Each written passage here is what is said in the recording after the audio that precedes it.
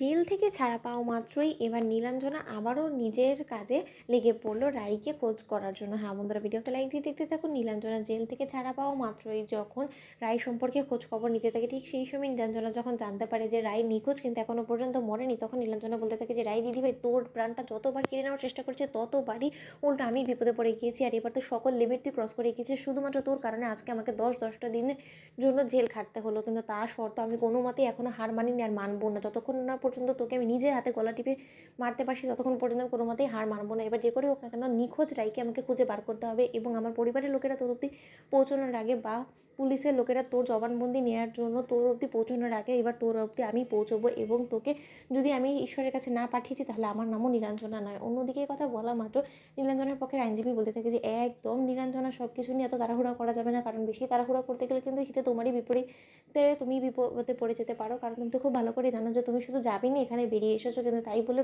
এর কোনো নিশ্চয়তা নেই যে তুমি আবারও কোনো অপরাধ করবে এবং পুলিশের নজর থেকে তুমি বেঁচে যাবে, সেরকমটা কিন্তু নয়। পুলিশের নজর কিন্তু এখনও পর্যন্ত তোমার উপরেই রয়েছে, কারণ পুলিশ খুব ভালো করে এই জিনিসটা বুঝতে পেরেছে যে তুমি যে রায়পূর্ণের কত বড় শত্রু, এবং তারা এখনও পর্যন্ত এই জিনিসটা নিয়ে যথেষ্ট পরিমাণে সন্দেহতে আছে যে কোনো না কোনোভাবে অবশ্যই রায়কে আত্মগোপনে নিয়ে যাওয়ার পেছনে তোমারই হাত আছে। এখানে কিন্তু সকলে ফেঁসে যেতে পারো, তার জন্য তোমাকে আমি সাবধান করে দিচ্ছি। অন্যদিকে নীলাঞ্জনা বলতে থাকে যে আমি কী করে রাই দিদিভাইকে আত্মগোপনে রাখবো, যেখানে কিনা আমি নিজেই জেলে ছিলাম। অন্যদিকে আইনজীবীরা বলতে থাকে যে তুমি না হয় জেলে ছিলে, কিন্তু তোমার যে চক্রদলের সদস্যরা আছে বাবুল থেকে শুরু করে ওরা সকলেই তো ধরা ছোঁয়ার বাইরে। এমনও তো হতে পারে যে ওরা হয়তো বা রায়পূর্ণাকে সেখান থেকে তুলে নিয়ে গিয়ে তোমাকে মিথ্যা তথ্য দিয়েছে।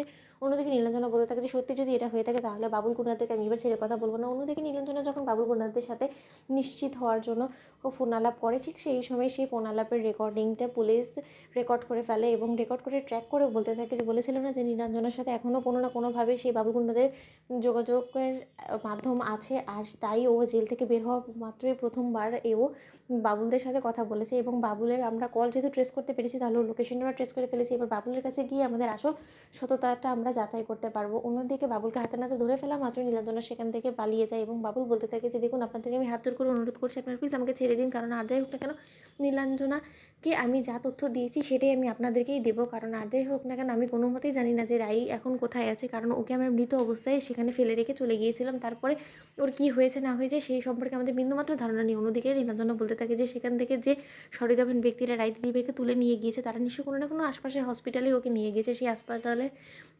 আমার অ্যাড্রেস বের করতে হবে, এবং সেই হসপিটালে গিয়ে তার সম্পর্কে খোঁজ করতে হবে। যদি কোনো মতে আমি রাই দিদিভাইয়ের একটা খোঁজ পেয়ে যাই, তারপরে আমি সেই বাড়িতে গিয়ে হলো রাই দিদিভাইকে গলা টিপে মেরে আসবো, কিন্তু তার সত্ত্বেও এই যাত্রায় আমি আমার পথের কাঁটাকে বাঁচতে দিব না, ওকে নিঃশ্বাস নিতে দিব না। তো বন্ধুরা, ভিডিওটি ভালো লাগলে লাইক এবং শেয়ার করে সাবস্ক্রাইব করতে ভুলো না।